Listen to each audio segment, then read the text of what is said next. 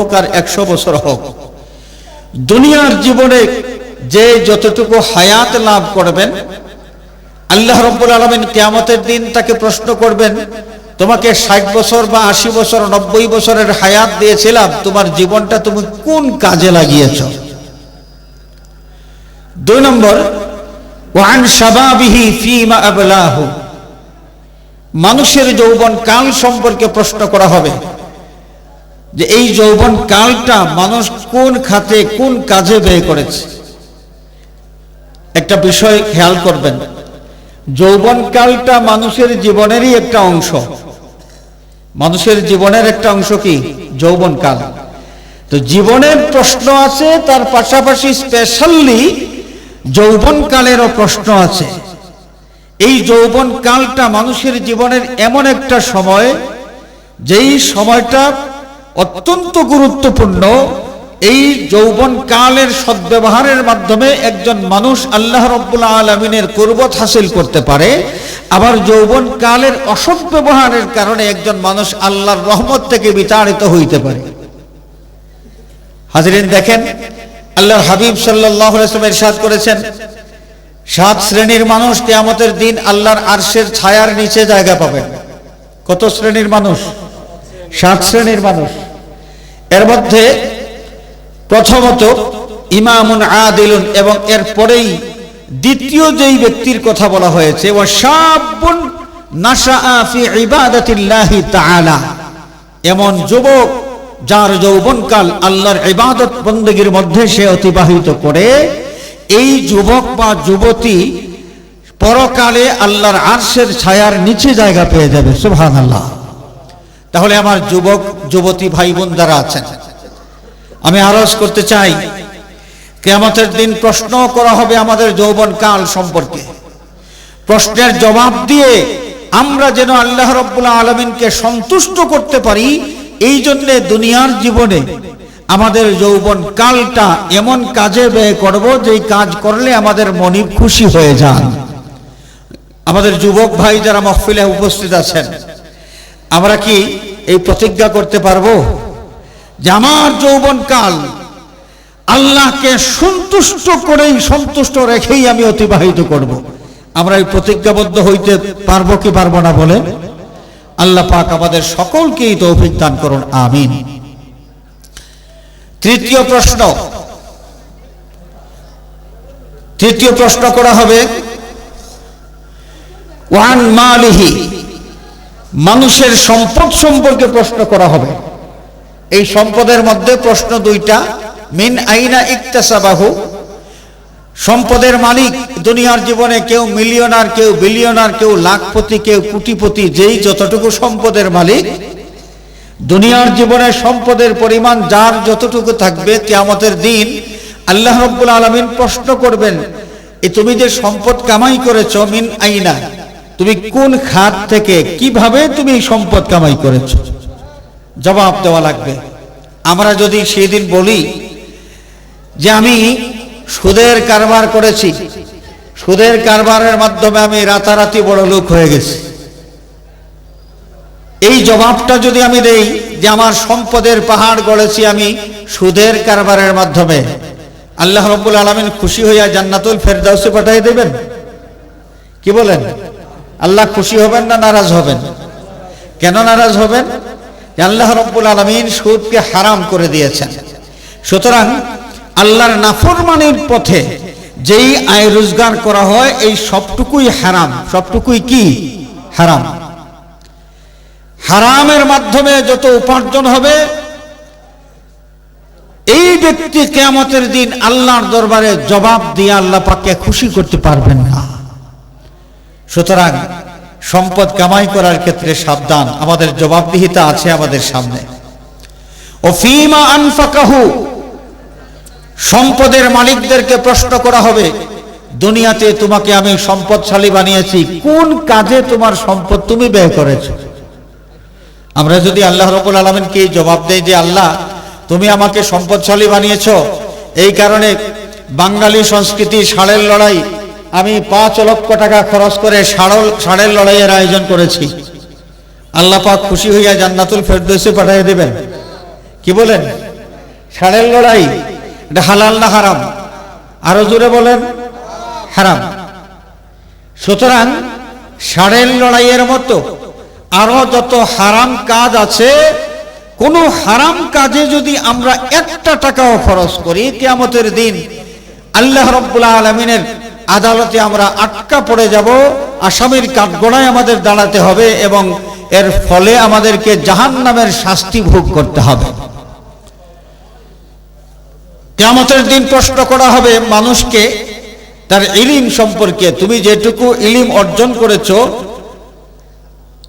এই ইলম অনুযায়ী আমল কতটুকু করেছো, সেদিন জবাব দেওয়া লাগবে।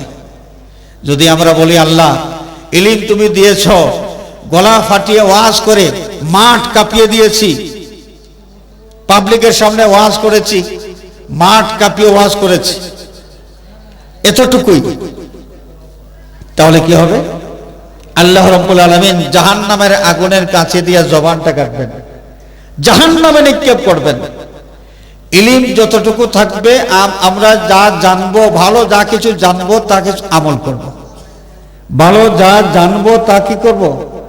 আমল করব। এখানে ইলম বলতে শুধুমাত্র যে কামিল পাস হুজুর, এই হুজুর এটা বিষয় না। এই শরীয়তের ইলম, প্রয়োজনীয় হুকুম আহকাম যা আপনি জানেন। সুদ খাওয়া হালাল না হারাম? আরো জোরে বলেন। এটা আমাদের সবার জানা আছে তো। আমরা সবাই কি হুজুর? আমরা সবাই তো হুজুর না, কেউ ব্যবসায়ী, কেউ কৃষক, কেউ মাস্টার, বিভিন্ন পেশার মানুষ আমরা আছি, কিন্তু মুসলমান আমরা জানি সুদ খাওয়া হারাম। তাহলে এই ইলমটা আমাদের সকলের আছে কি নাই? আছে কি নাই? নামাজ পড়া, নামাজ আদায় করা, প্রতিদিন 5 ওয়াক্ত নামাজ আদায় করা ফরজ, এটা আমাদের জানা আছে তো? সবাই জানি না কারো জানা আছে? আমরা সবাই জানি তো। তাহলে এই নামাজের ব্যাপারে, নামাজ পড়া যে ফরজ, এইটা এই ইলমটা আমাদের সবারই আছে। কিন্তু মা বাবার তাজিম করা, মা বাবার সাথে সদ্ব্যবহার করা ফরজ, দরকার আছে কি নাই? মা বাবার সাথে ভালো ব্যবহার করবো না খারাপ? মা বাবার সাথে ভালো ব্যবহার করতে হবে, হুকুম কে দিয়েছেন? এটা আমাদের জানা আছে তো। সুতরাং এই ব্যাপারে আমাদের ইলম আছে। আমি জানলাম মা বাবার সাথে সদ্ব্যবহার করতে হবে, ভালো ব্যবহার করতে হবে, আদবের সাথে মা বাবার সামনে চলাফেরা করতে হবে, আদব রক্ষা করে কথাবার্তা বলতে হবে।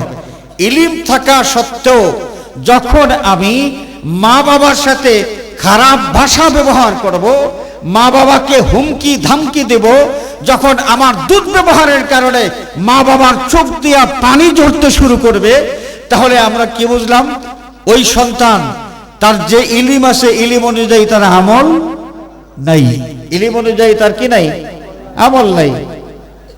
5 ওয়াক্ত নামাজ পড়া ফরজ জানা সত্ত্বেও আমরা যারা নামাজ তরক করি, নামাজ যারা তরক করেন, মুসলমানদের মধ্যে অনেক মুসলমান আছে কি নাই? নামাজ তরক করেন। কি বোঝা গেল? যে ইলম তার আছে, নামাজ পড়া ফরজ এটা তিনি জানেন, কিন্তু এই ইলম অনুযায়ী তিনি আমল করেন নাই। ইলম অনুযায়ী তিনি কি করেন নাই? আমল করেন নাই। মিথ্যা কথা বলা হালাল না হারাম? মিথ্যা কথা বলা হালাল না হারাম? আমরা সবাই জানি তো, আমাদের ইলম আছে এই ব্যাপারে যে মিথ্যা কথা বলা হারাম। এরপরেও মানুষের মধ্যে মিথ্যা বলার বদভ্যাস আছে কি নাই? তো যেই ব্যক্তির মধ্যে মিথ্যা কথা বলার বদভ্যাস আছে, তিনি যদি ইমানদার হয়ে থাকেন, বোঝা যাবে তার ইলম অনুযায়ী তার কি নাই? আমল নাই। মানুষের গীবত করা হালাল না হারাম? মানুষের গীবত করা হারাম, এই ব্যাপারে আমাদের জানা আছে তো, আমরা সবাই জানি। তার মানে এই বিষয়ে আমাদের ইলম আছে। এখন গীবত করা হারাম এটা জানার পরেও কোন মানুষ যদি অন্য মানুষের গীবত করেন, তাহলে কি বোঝা যাবে? তার ইলম অনুযায়ী তার মধ্যে কি নাই? আমল নাই।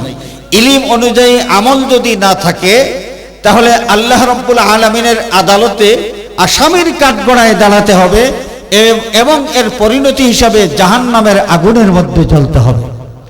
যেই কথাটা আপনাদের, যে বিষয়টা আপনাদের সামনে তুলে ধরতে চাই, যে মরণের মাধ্যমেই যদি সব শেষ হয়ে যেত, তাহলে চিন্তার কোনো কারণ ছিল না।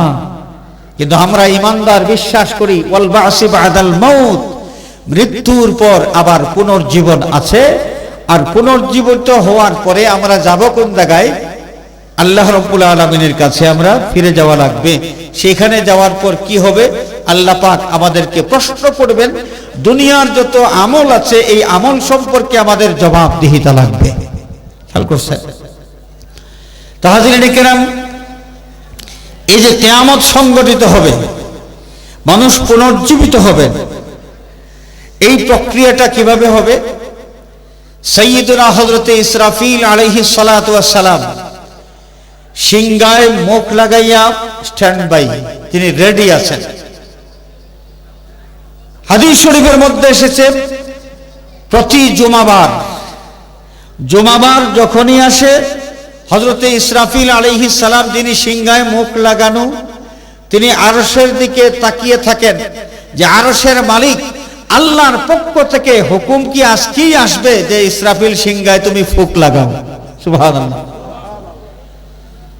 ইসরাফিল আলাইহিস সালাতু ওয়াস সালাম সিংহায় ফুঁক দেবেন। সিংহায় ফুঁক দেওয়া হবে মোট 3 বার। কয়বার? আরো জোরে বলুন। 3 বার। প্রথমবার সিংহায় ফুঁক দেওয়া হবে যেটাকে বলা হয় নাফখাতুল ফাজা। মানুষ কাজের মধ্যে লিপ্ত থাকবেন, কেউ মাঠে কাজ করবেন, কেউ ফ্যাক্টরিতে কাজ করবেন, কেউ খাওয়া দাওয়া করবেন। প্রত্যেকটা মানুষ যখন নিজ নিজ কাজের মধ্যে ব্যস্ত থাকবেন, তখন হঠাৎ করে একটা বিকট আওয়াজ শুনবেন। বিকট আওয়াজটা শোনার সাথে সাথে যেই মানুষ যেই কাজের মধ্যে থাকবেন, এই কাজ আর করতে পারবেন না।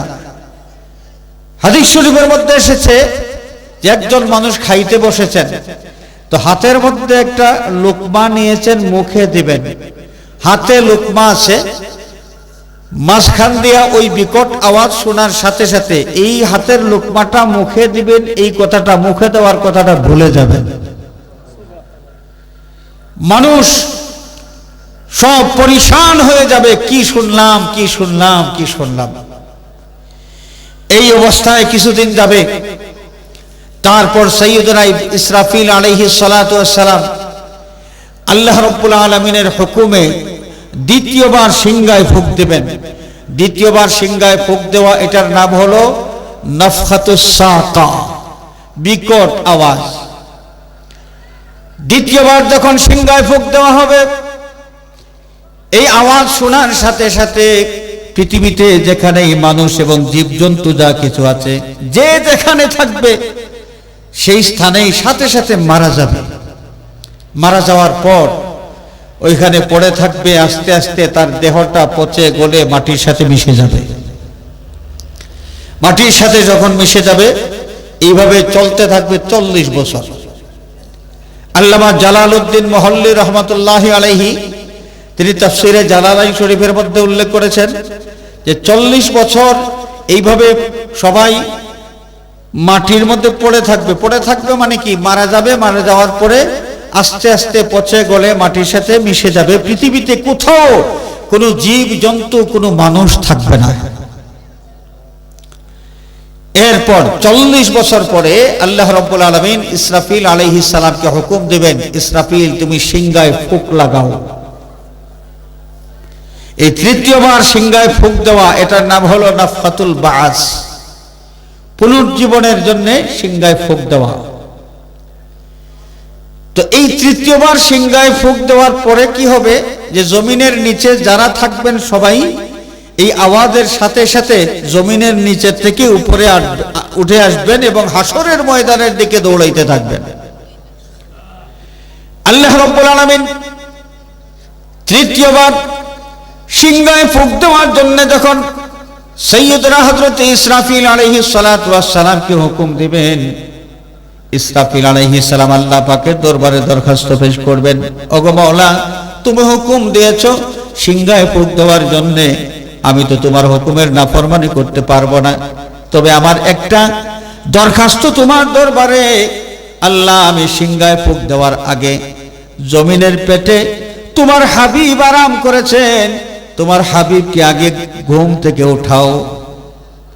তোমার হাবিবকে আগে ঘুম থেকে উঠাও, আমার ভয় লাগে আমার সিংহার আওয়াজে যদি তোমার হাবিবের ঘুম ভাঙে এবং তিনি যদি আমার উপর নারাজ হয়ে যান, আমি ইসরাফিলের তামাম জীবনের সমস্ত কামাই বরবাদ হয়ে যাবে, সমস্ত আমল আমার বরবাদ হয়ে যাবে। সুবহানাল্লাহ।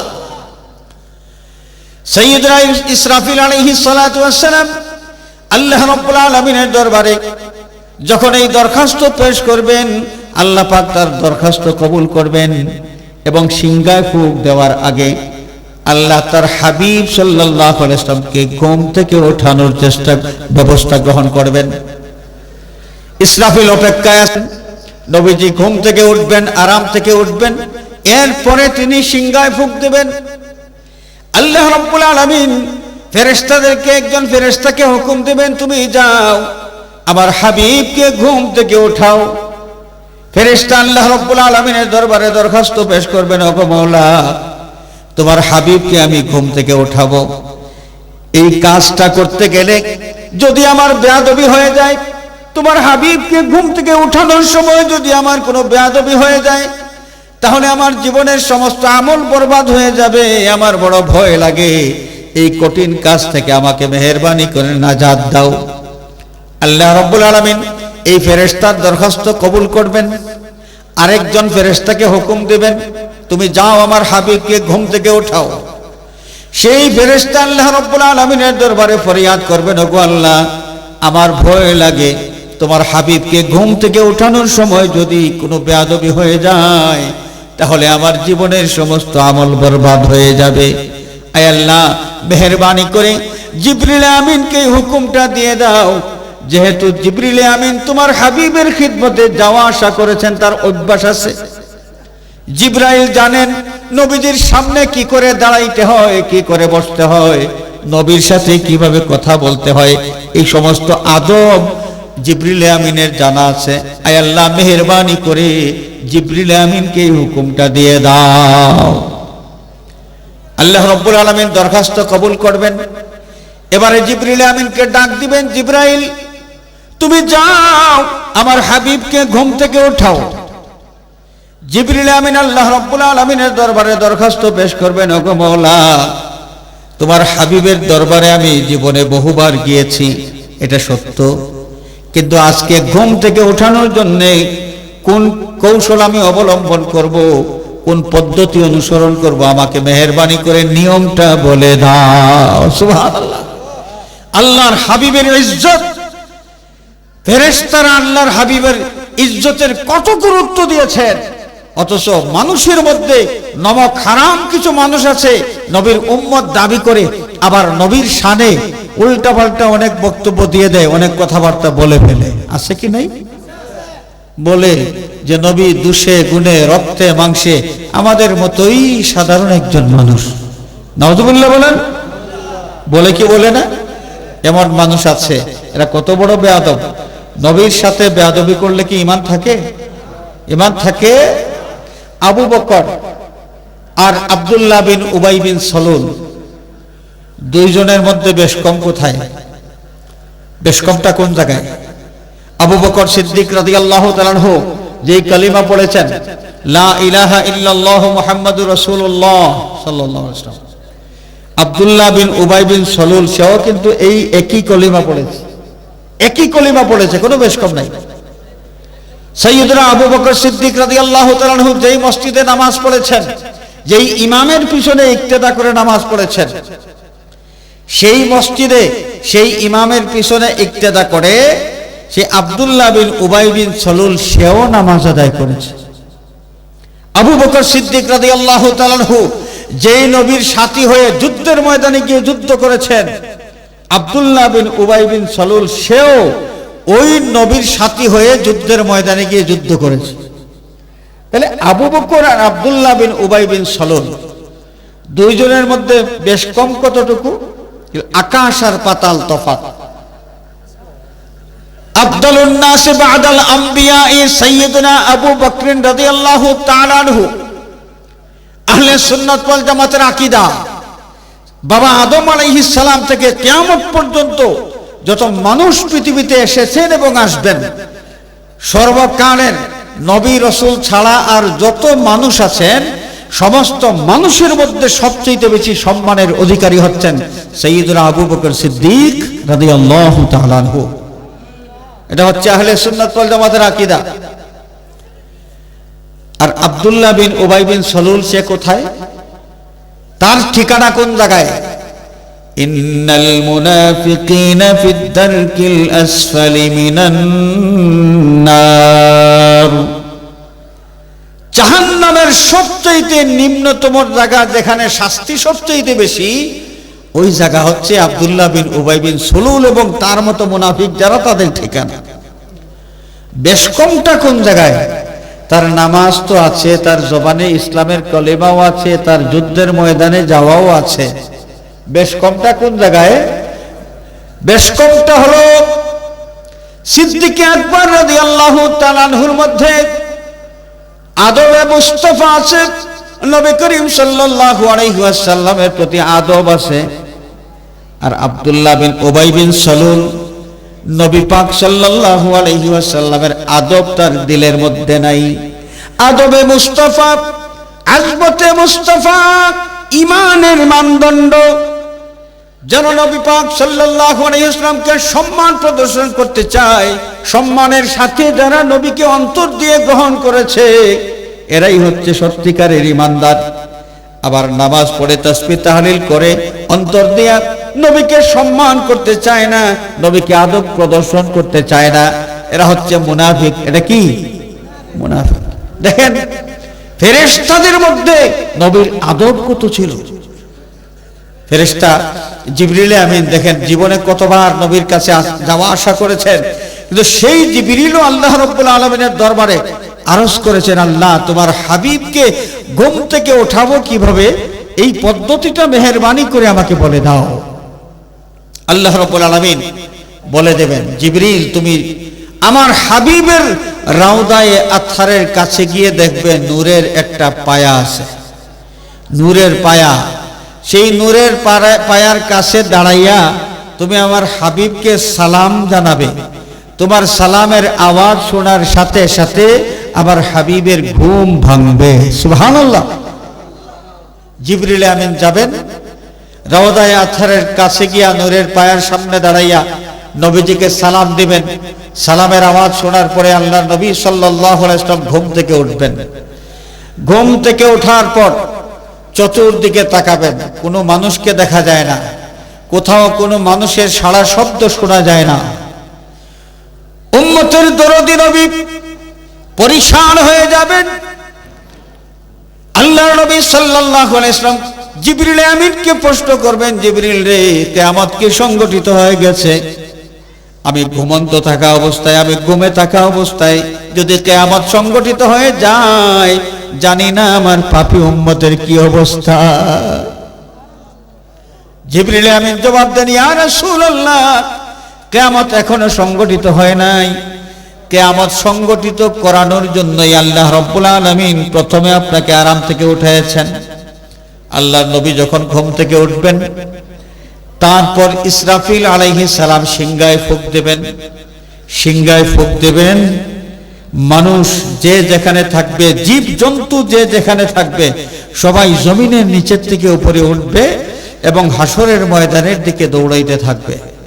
হাজরিন, এই প্রসঙ্গটাই সূরা জিলজালের মধ্যে আলোচনা হয়েছে। আমি আপনাদের সামনে যে সূরা তেলাওয়াত করেছি, আল্লাহ পাকের সাদ ফরমান, ইযা জুলজিলাতিল আরদু জিলজালাহা ওয়া আখরাজাতিল আরদু আসকালাহা ওয়া ক্বালাল ইনসানু মা লাহা ইয়াওমাইযিন তুহাদ্দিসু আখবারাহা বিআন্না রাব্বাকা আওহা লাহা। যখন জমিনের মধ্যে কম্পন শুরু হয়ে যাবে, ইসরাফিল আলাইহিস সালাম তৃতীয়বার সিংহায় ফুঁক দেওয়ার পরে জমিনে কম্পন শুরু হয়ে যাবে। জমিনটা উপর নিচ হবে, জমিনের নিচে যারা থাকবে উপরে উঠে আসবে, এরা জিন্দা হয়ে যাবে এবং সবাই হাসরের ময়দানের দিকে যাইতে থাকবে, হাসরের ময়দানে হাজির হবে।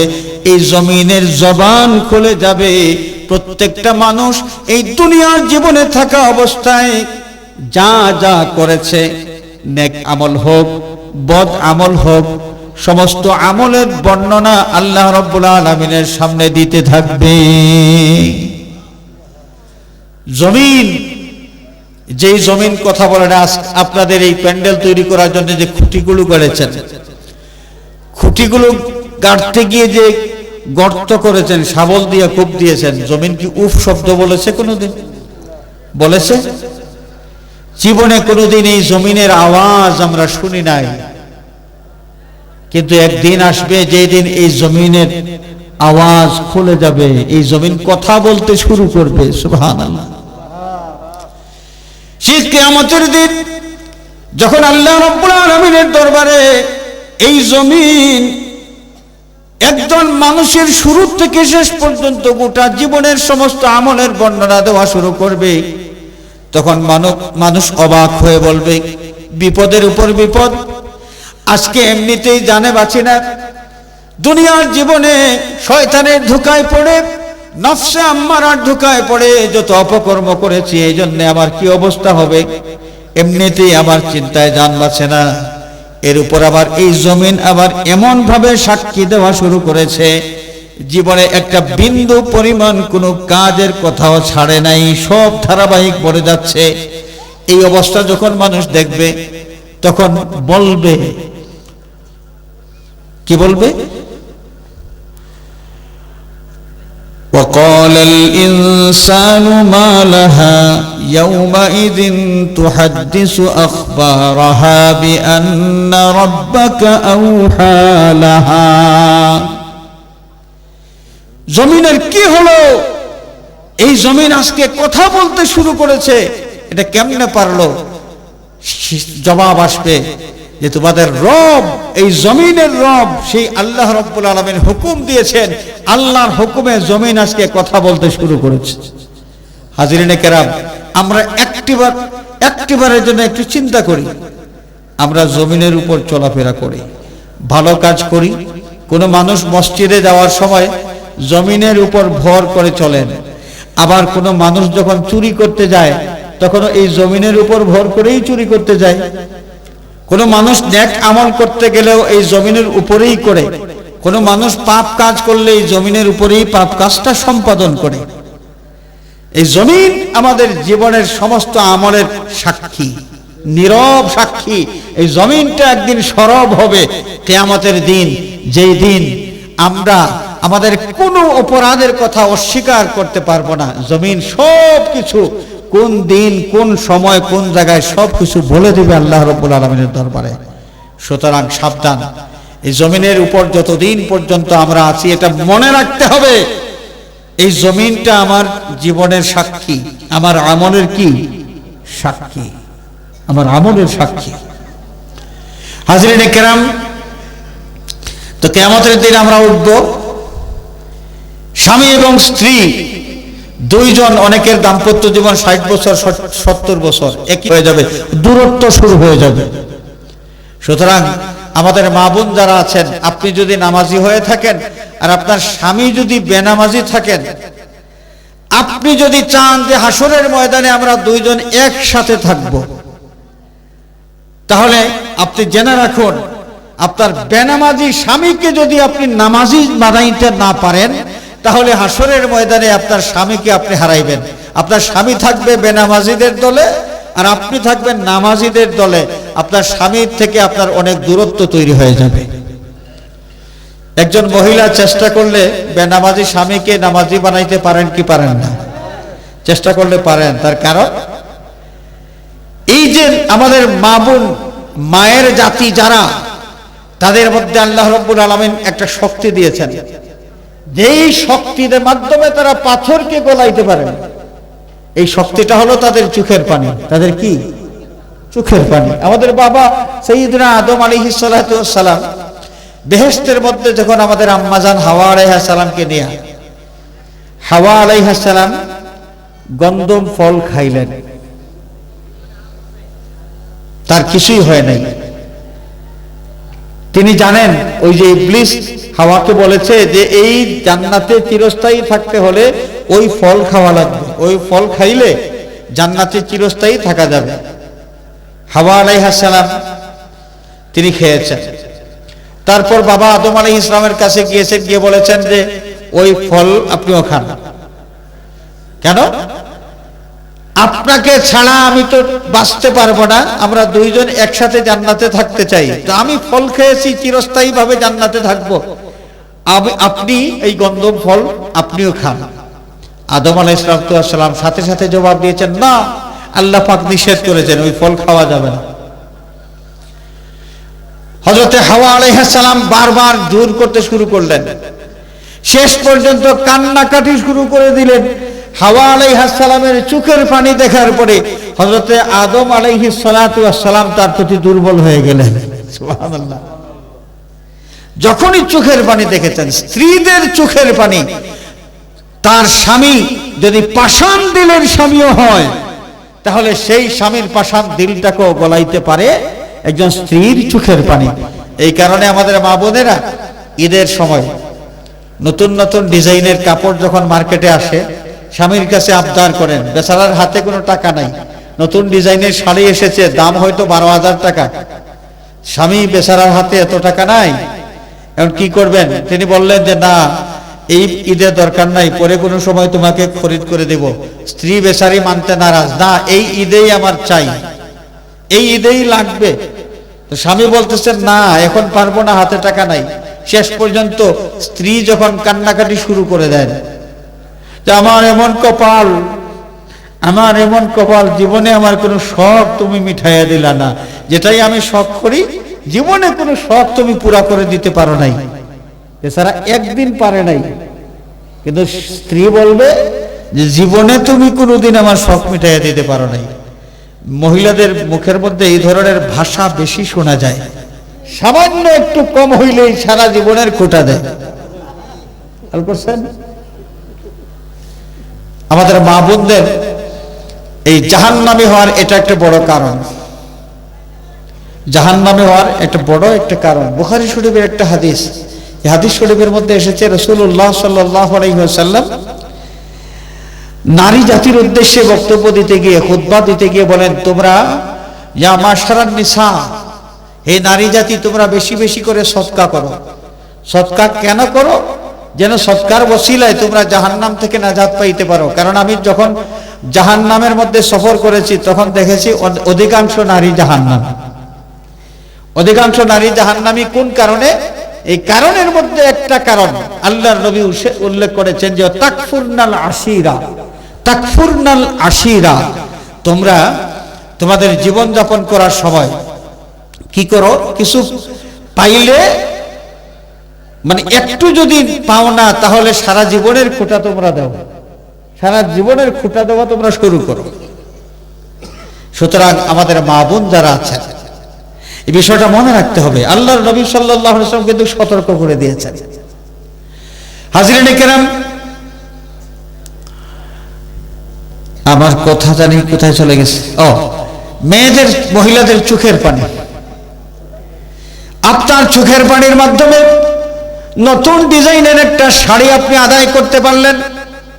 যেই স্বামীর হাতে টাকা নাই, পয়সা নাই, বেচারা নতুন ডিজাইনের শাড়ি আপনাকে খরিদ করে দিতে পারবেন না বলেছেন, বারবার বলেছেন। যখন আপনি চোখের পানি ছেড়ে বললেন যে আমার শখের এই শাড়িটা আমি এই ঈদে পরতে চাই, চোখের পানি দেখার পর আর সহ্য করতে পারেন নাই, মানুষের কাছ থেকে ঋণ করে টাকা এনে আপনার শখ মেটানোর চেষ্টা করেছেন। আপনার চোখের পানি দিয়া আপনার এই দাবিটা যদি আপনি আদায় করতে পারেন, তাহলে আপনার মধ্যে আরেকটা শখ আপনি জাগায় দেন।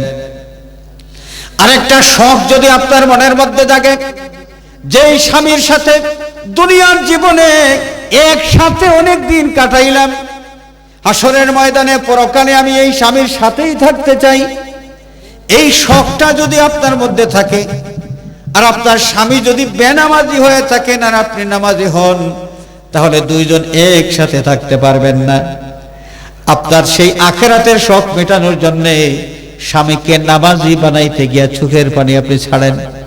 আপনার স্বামীকে আপনি বারবার অনুরোধ করতে থাকেন বারবার প্রত্যেক দিন যদি আপনি অনুরোধ করেন আর চোখের পানি ছাড়েন আর বলেন যে হাসরের ময়দানে একসাথে থাকতে চাই, আপনি যদি নামাজি না হন তাহলে তো আমি আপনার সাথে থাকতে পারবো না। আপনি চোখের পানি ছাড়েন, একদিন, 2 দিন, 3 দিনে বারবার আপনি চেষ্টা করতে থাকেন, দেখবেন এক সময় আপনার স্বামী নামাজ পড়তে শুরু করে দেবে, নামাজ পড়তে শুরু করে দেবেন। তো হাজিরিন, কিয়ামতের দিন আমরা কিন্তু একসাথে সবাই থাকতে পারবো না, আমলের মধ্যে যদি বেশ কম থাকে। একই পঞ্চায়েতের মানুষ, একই মসজিদে নামাজ পড়ি, কিন্তু দেখা যাবে কিয়ামতের দিন একজন সুদখোর, সুদের বদভ্যাস থাকার কারণে সুদখোরদের দলের মধ্যে তিনি চলে গিয়েছেন।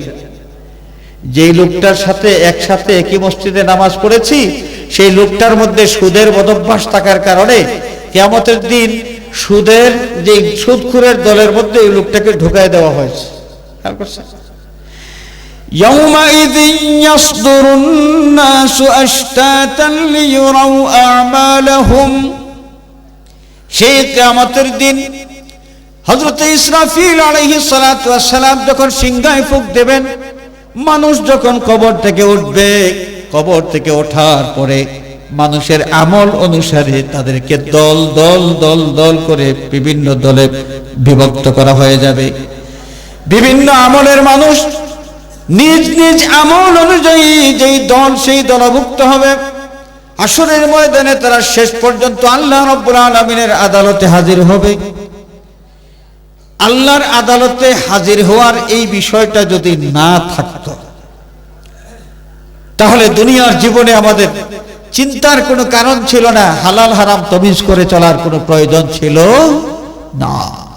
এই জন্য কোরআনে কারীমের মধ্যে আল্লাহ সুবহানাহু ওয়া তাআলা আখিরাতের যত আলোচনা করেছেন, গোটা কোরআন শরীফ 30 পারা, এই 30 পারার মধ্যে আখিরাতের যত আলোচনা এসেছে সমস্ত আলোচনা একত্রিত করলে দেখা যাবে প্রায় 10 পারার মতো শুধু আখিরাতের আলোচনাই আছে। তার মানে কোরআনে কারীমের 3 ভাগের 1 ভাগ শুধু আখিরাতের আলোচনাই হয়েছে। সুবহানাল্লাহ বলেন, আখিরাতের আলোচনা।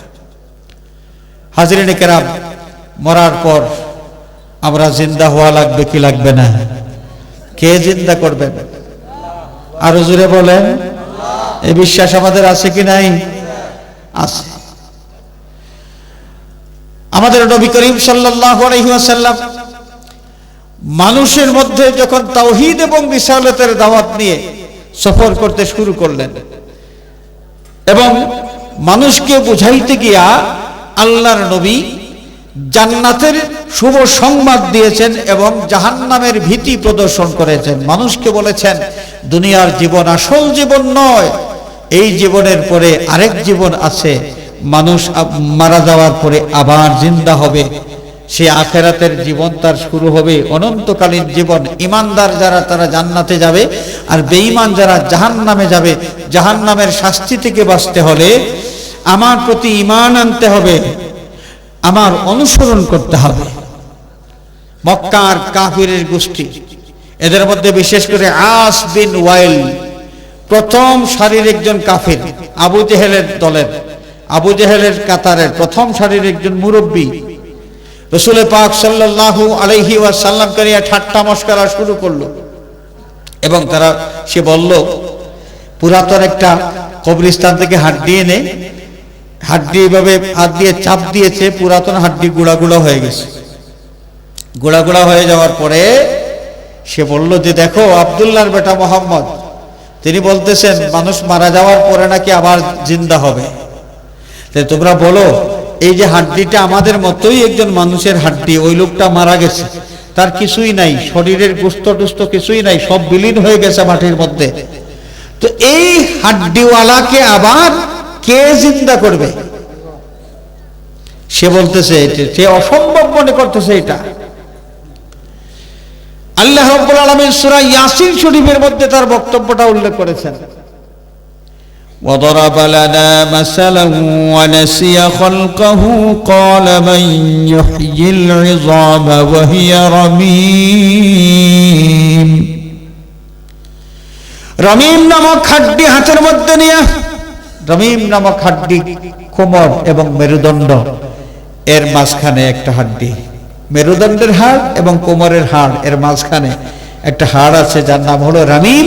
কিতাবের একটা রওয়ায়াত পাওয়া যায় মানুষের সব হাড্ডি মাড্ডি একসময় মাটির সাথে মিশে যাবে, কিন্তু রমিম নামক এই হাড্ডিটা তাজা থাকবে। এবং আবার যখন আল্লাহ রাব্বুল আলামিন মানুষকে পুনরুজ্জীবিত করবেন, এই রমিম নামক হাড্ডি থেকে তার দেহটা আবার পুনর্গঠন করে দিবেন। সুবহানাল্লাহ। এই রমিম নামক হাড্ডি হাতের মধ্যে নিয়ে সে আস বিন ওয়াইল মানুষের সামনে গিয়ে এমন বক্তব্য দিল, মানুষকে বুঝাইতে চাইলো এই হাড্ডিটা আবার যে জিন্দা হবে এটা অসম্ভব। আল্লাহ রাব্বুল আলামিন তার কথাটা উল্লেখ করেছেন, وَضَرَبَ لَنَا مَثَلًا وَنَسِيَ خَلْقَهُ قَالَ مَن يُحْيِي الْعِظَامَ وَهِيَ رَمِيمٌ। এই হাড্ডি আবার কে জিন্দা করবে? আল্লাহ পাক জবাব দিয়েছেন, কুল, আমার বন্ধু, পুনর্জীবনকে যারা অসম্ভব মনে করে এবং যারা বলতে চায় যে পুনর্জীবন কে করবে, মানুষ মারা যাওয়ার পর তাকে আবার জিন্দা করা কারো ক্ষমতার মধ্যে নয়, আপনি তাকে জবাব দেন, কুল ইউহয়িহাল্লাযী আনশাআহা আউওয়ালা মাররা। আপনি তাকে বলুন এই হাড্ডিটা এক সময় ছিল না, এখন তো আছে, পুরাতন হইলেও তো এখন আছে। তো এক সময় তো এই হাড্ডি কিছুই ছিলই না। অস্তিত্বহীনতার থেকে যেই মহান সত্তা এই হাড্ডিকে অস্তিত্বে আনয়ন করতে পেরেছেন, সেই আল্লাহ এই হাড্ডি থেকে আবার ওই হাড্ডিওয়ালা মানুষকে পুনর্জীবিত করা তো আরো সহজ। পুনর্জীবিত করা এটা তো সহজ কাজ। যিনি অস্তিত্বহীনতার থেকে মানুষকে অস্তিত্বে আনয়ন করতে পারলেন, সেই আল্লাহ মানুষকে আবার পুনর্জীবিত করতে পারবেন, এটা তো আরো সহজ।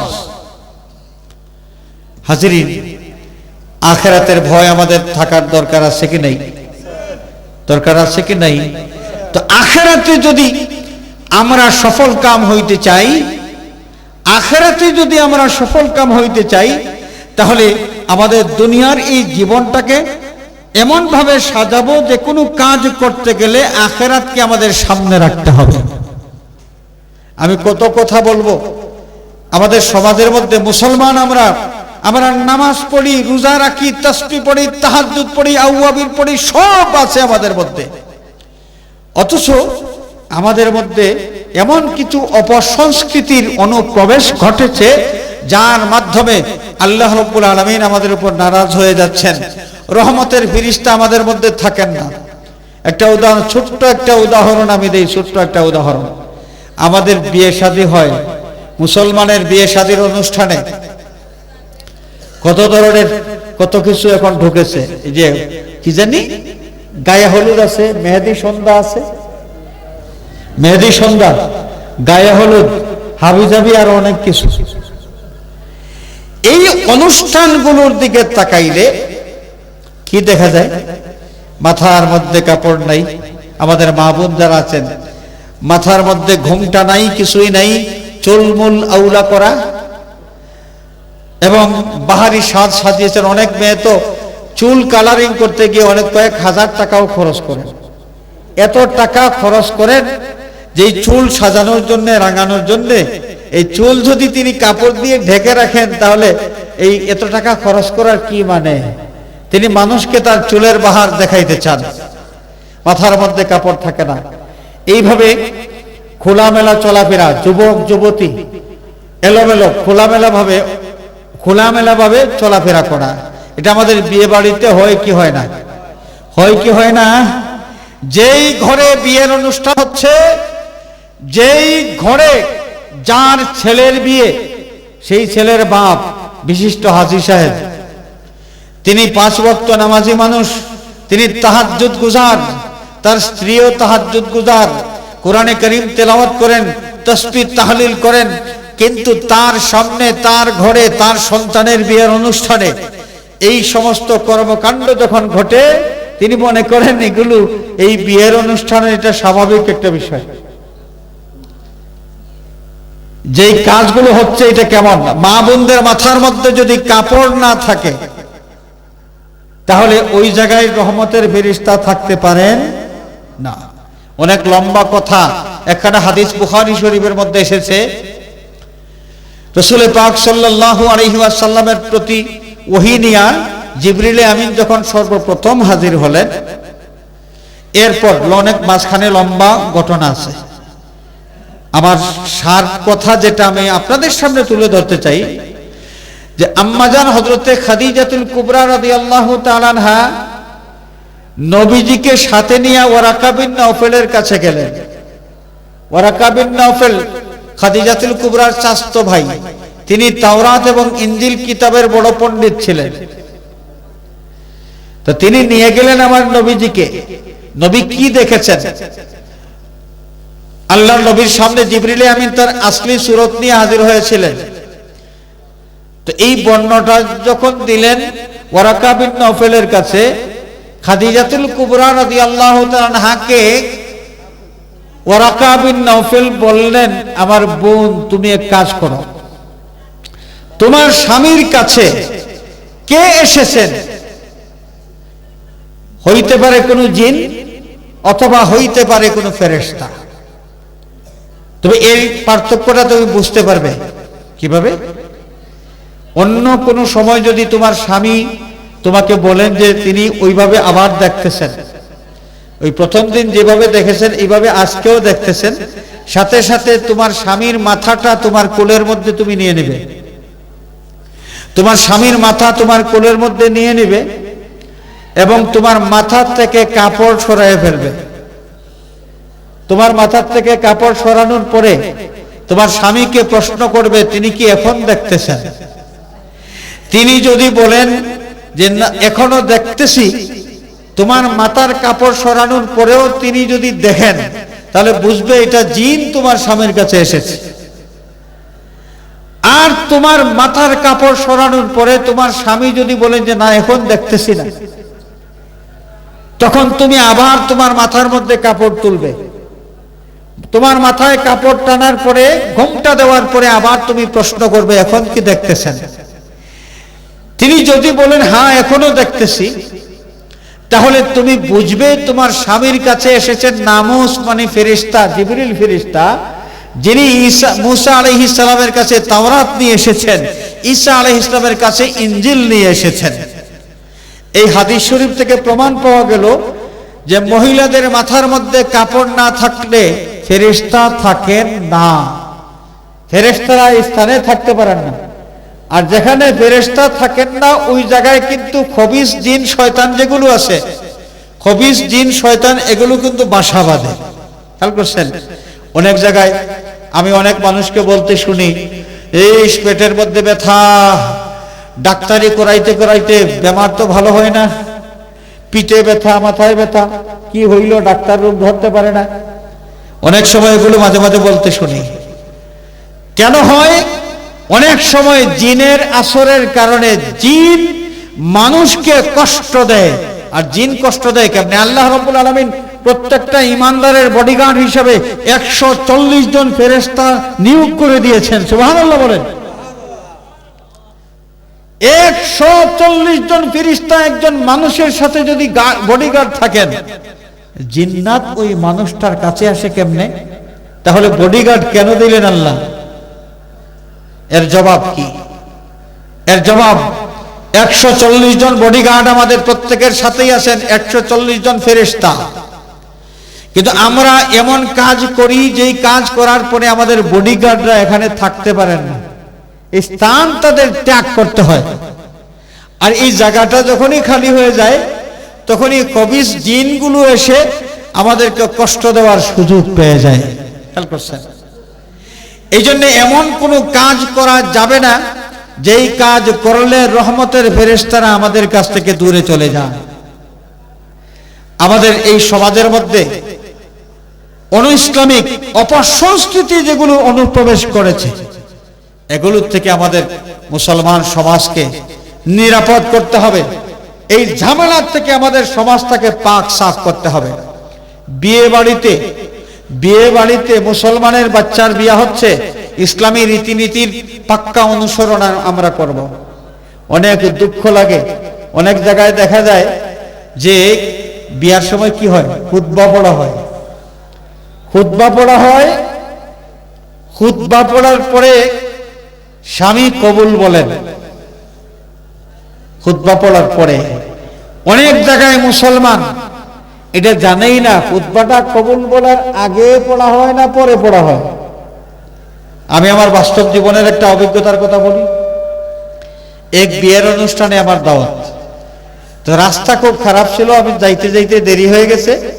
আমি চিন্তা করলাম আমার যদি দেরি হয় তাহলে মানুষের কষ্ট হবে। আমি তাদেরকে ফোনের মাধ্যমে জানিয়ে দিলাম যে আপনারা শেষ করেন, আমার অপেক্ষা করার দরকার নাই, মানুষের কষ্ট হবে।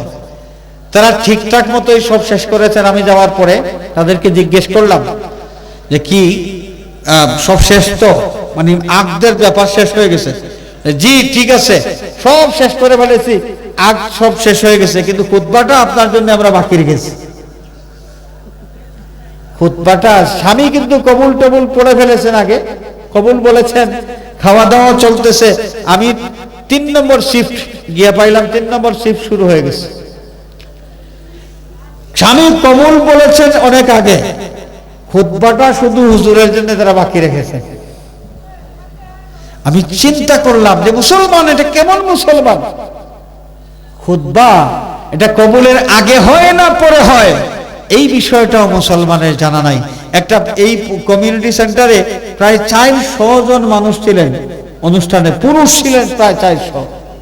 এই 400 পুরুষদের মধ্যে কেউ কি এই বিষয়টা জানেন না যে কবুল বলার আগে যে খুতবা পড়তে হয়?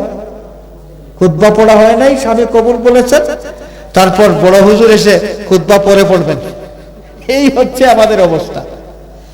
হাজিরিনে কেরাম, আমরা কেমন মুসলমান? তায়াম্মুমের নিয়ম আমরা জানি না, তায়াম্মুমের নিয়ম আমরা জানি না। আমরা কেমন মুসলমান? একজন মাইয়িতকে কাফন কিভাবে পরানো হবে? আমাদের গ্রামগুলোতে কোনো মানুষ মারা যাওয়ার পরে ইমাম সাহেব যদি ছুটিতে যান, বেচারা 3 মাস হয়ে গেছে বাড়ি যান নাই, ছুটি নিয়ে গেছেন, যেদিন সকালবেলা ছুটি নিয়ে গেছেন, বিকালবেলা ইমাম সাহেবের কাছে ফোন, ইমাম সাহেব তাড়াতাড়ি আসেন। কেন আসতে হবে? যে আমাদের গ্রামের তো অমুক মারা গেছেন। তো ইমাম সাহেব আসতে হবে কেন? ইমাম সাহেব না হইলে মাইয়িতের গোসল দেওয়া সম্ভব হবে না, কারো নিয়ম জানা নাই।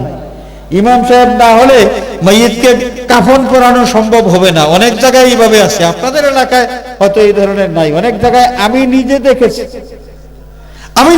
দেখেছি, এক জায়গায় একজন মহিলা মারা গেছেন, মহিলা মারা যাওয়ার পরে ওই মহিলাকে গোসল দেওয়ানোর মতো কেউ নেই।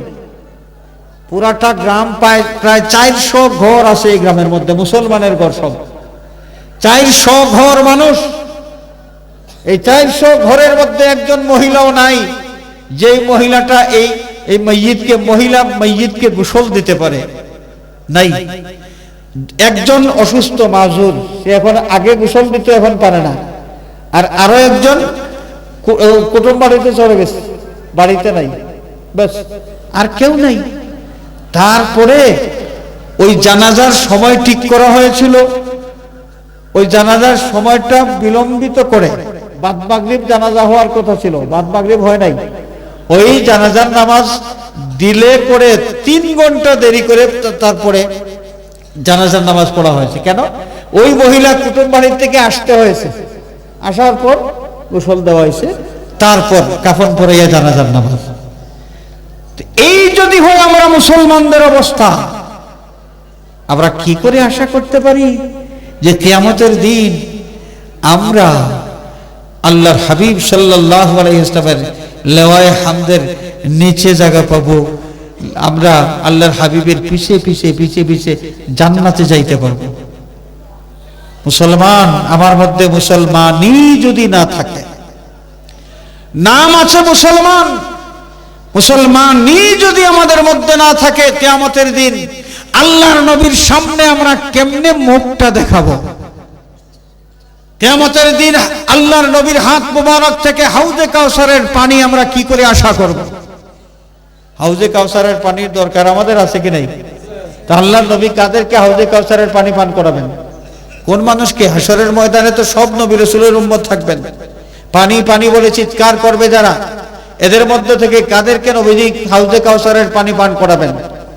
নবীজি বলেন, আমার কোন উম্মত যদি আমি দেখি পানি পানি বলে চিৎকার করছে, তাহলে আমার উম্মতকে ধরে এনে আমি হাউজে কাউসারের পানি পান করায় দেব। আমরা কি বুঝলাম? হাউজে কাউসারের পানি পান করতে হলে আল্লাহর নবী পরিচয় করতে হবে যে আমি তার উম্মত। এই আইডেন্টিফিকেশন, এই পরিচিতি নিয়ে হাসরের ময়দানে উঠতে হবে। এই পরিচিতি আমাদের মধ্যে থাকতে হবে।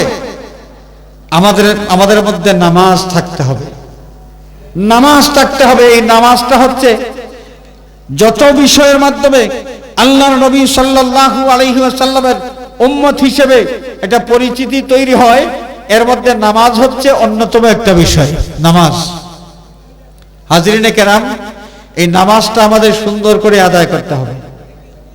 নামাজটা শান্তি মনে আদায় করতে হবে, সুন্দর করে আদায় করতে হবে। যত বিষয়ের কারণে, যত আমলের কারণে আমাকে আমার নবীজি কিয়ামতের দিন পরিচয় করতে পারবেন, তার মধ্যে একটা বিষয় হলো নামাজ। হাজরিনে কেরাম, আমি একটা কথা বলেই শেষ করবো, রাত গভীর হয়ে গেছে, আরো মেহমান মনে হয় আলোচনার বাকি আছেন, আমি এখনই শেষ করতে যাই। একটা বিষয় আমি বলেই শেষ করব। আমরা তো নামাজ পড়ি, তো নামাজ আমরা পড়ি। নামাজটা আল্লাহ রাব্বুল আলামিনের দরবারে গ্রহণযোগ্য হইতে হবে। গ্রহণযোগ্য যদি না হয়, তাহলে সারা জীবনের কোনো নামাজের কোনো দাম নাই। ছোট্ট একটা ভুলের কথা আমি বলি, ছোট্ট একটা ভুল। সেই ভুলটা হলো যে রুকু থেকে সোজা হইয়া দাঁড়াইতে হয়। রুকু থেকে কি করতে হয়? সোজা হইয়া দাঁড়াইতে হয়। তারপর সেজদায় যাওয়া লাগে। সেজদায় যাওয়ার পরে প্রথম সেজদা দিয়া সোজা হয়ে বসতে হয়। তারপরে দ্বিতীয় সেজদা, এর নাম হলো তাহদিলে আরকান। এর নাম কি? তাহদিলে আরকান। রুকু থেকে সোজা হয়ে দাঁড়ানো, এটা হচ্ছে ওয়াজিব। এটা কি? ওয়াজিব। দুই সেজদার মাঝখানে স্থির হয়ে সোজা হয়ে বসা, এটা হচ্ছে ওয়াজিব। এটা ওয়াজিব। ওয়াজিব তরক করলে নামাজ শুদ্ধ হয় না। ওয়াজিব তরক করলে নামাজ শুদ্ধ হয় না। তবে সাহু সেজদা দিলে নামাজ শুদ্ধ হয়ে যেতে পারে। তো কোনো মানুষ তার যদি রুকু থেকে সোজা হয়ে দাঁড়ানোর অভ্যাস না থাকে, তাহলে তিনি কি নিজে বুঝতে পারবেন তিনি ভুল করতেছেন? তো তিনি ভুল করতেছেন যদি না জানেন, তাহলে সেজদা দিবেন না, এবং তার নামাজও হবে না। তার নামাজও হবে না। একজন সাহাবী রাসূল পাক সাল্লাল্লাহু আলাইহি ওয়াসাল্লামের খেদমতে হাজির হয়েছেন। আল্লাহর নবী মসজিদে নববী শরীফে, সাহাবী মসজিদে প্রবেশ করে, গ্রাম থেকে এসেছেন, তিনি প্রথমে নামাজ আদায় করেছেন। নামাজ আদায় করার পরে আল্লাহর নবীর খেদমতে হাজির হয়েছেন। নবীজি বললেন, ইরজি ফাসাল্লি ফা ইন্নাকা লাম তুসাল্লি। আমার সাহাবী, তুমি ফিরে যাও, আবার নামাজ পড়ো, তোমার নামাজ হয় নাই, তোমার নামাজ হয় নাই, তুমি আবার নামাজ পড়ে আসো। সাহাবী আবার গেলেন, আবার নামাজ আদায় করলেন। দ্বিতীয়বার নামাজ আদায় করার পরে আবার নবীজির সামনে হাজির হলেন। আল্লাহ নবী আবার বললেন, ইরজি ফাসাল্লি ফা ইন্নাকা লাম তুসাল্লি, তুমি ফিরে যাও, আবার নামাজ পড়ো, তোমার নামাজ হয় নাই। এই সাহাবী আবার গিয়েছেন, তৃতীয়বার নামাজ আদায় করেছেন। এই আল্লাহর নবীজি তার নামাজ হয় নাই, এটা কেন বলেছেন? এই হাদিস শরীফের ব্যাখ্যার মধ্যে পাওয়া যায়, ওই গ্রামের সাহাবী নামাজ পড়তে গিয়া তাহদিলে আরকান করেন নাই। তাহদিলে আরকান করেন নাই। রুকু থেকে সোজা হয়ে দাঁড়ানোর পরে সেজদায় যাওয়ার কথা, তিনি রুকু থেকে মাথা সামান্য উপর দিকে ইশারা করে সেজদায় গিয়েছেন, সোজা হয়ে দাঁড়ান নাই। এবং প্রথম সেজদা দেওয়ার পরে দ্বিতীয় সেজদার আগে সোজা হয়ে স্থির হয়ে বসার কথা, তিনি বসেন নাই, বরং প্রথম সেজদা করার পর জমিন থেকে মাথাটা একটু উঠাইয়া আবার জমিনে লাগাই দিয়েছেন। আল্লাহ নবী বললেন, ইরজি ফাসাল্লি ফা ইন্নাকা লাম তুসাল্লি, তোমার নামাজ হয় নাই, তুমি যাও আবার নামাজ পড়ে আসো। আমাদের জীবনে এমন নামাজি আছেন কি নাই? অনেক মানুষ দুনিয়ার যত তাড়াহুড়া সব নামাজে গেলে, 10 টাকা দামের একটা পরোটার অর্ডার দিলে আধা ঘন্টা অপেক্ষা করার পর পরোটা খাওয়া যায়। পরোটা আসে কত সময় পরে? 20 মিনিট পরে, 25 মিনিট পরে। 10 টাকার পরোটা খাওয়ার জন্য 20 মিনিট অপেক্ষা করতে পারি, আধা ঘন্টা অপেক্ষা করতে পারি, কিন্তু আমার মালিক, আমার মাওলার